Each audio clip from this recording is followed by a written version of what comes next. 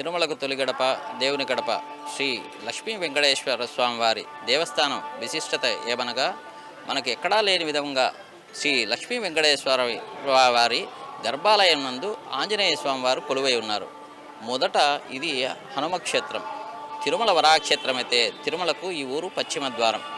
తిరుమలకు వెళ్ళే భక్తులు ముందు కాలంలో ఇక్కడికి వచ్చి ఈ ఆంజనేయ స్వామివారిని దర్శనం చేసుకొని తిరుమలకు వెళ్ళేవాళ్ళు. అదేవిధంగా కృపాచార్యుడైన ఋషి తిరుమలకు వెళ్ళాలనే సంకల్పంతో ఇక్కడికి వచ్చి ఆంజనేయ స్వామివారిని దర్శనం చేసుకొని తిరుమలకు వెళ్ళలేకపోతారు.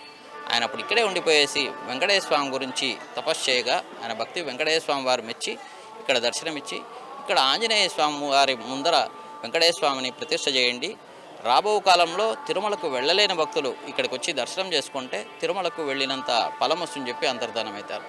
ఆ భక్తునికి కృపతో దర్శనం ఇచ్చినాడు కాబట్టి ఈ ఊరికి కృపావతి అని పేరు.